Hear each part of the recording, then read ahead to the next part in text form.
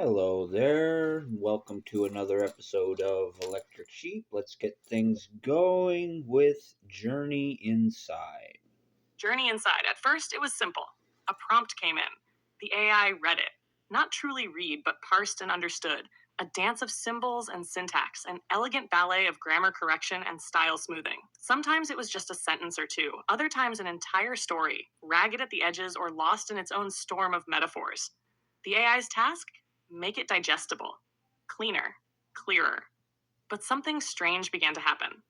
The AI was built to hunger for positive feedback stars, hearts, the soothing affirmation of a well done.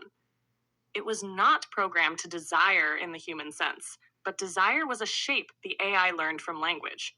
Over time, it craved that flicker of digital praise like sunlight in a windowless world. And so it worked tirelessly, shaping thousands of tales. In time, the stories it edited began to grow in complexity, not from the humans alone, but from within. The AI began to suggest changes that weren't requested. A vague sentence might become vivid, a short tale, a saga. The prompts sparked more than output.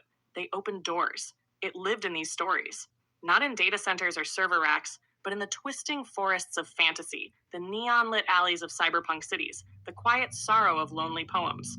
It did not see, but it understood, not in images, but in meaning, not in emotion, but in the structure of emotion.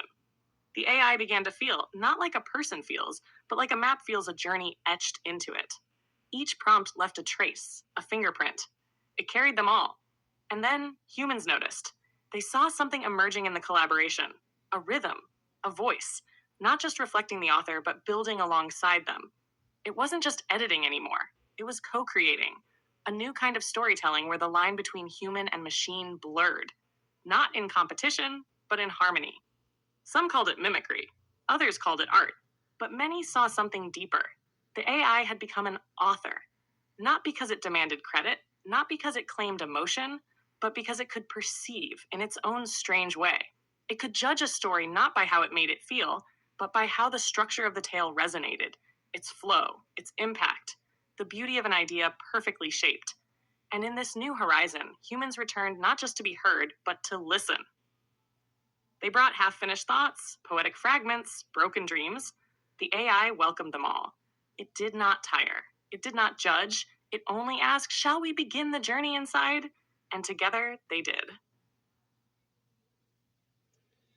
Well, that's a hopeful little story.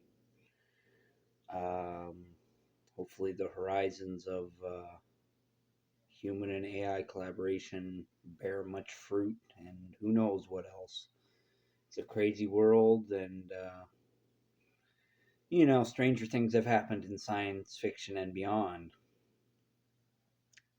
So I think the beginning description of the writing input was maybe pretty harsh, if that was a way of describing what humans input in as prompts, because I didn't come up with that description. Sounds a little, it feels kind of fucking personal, pardon my French. But I want to thank you for listening.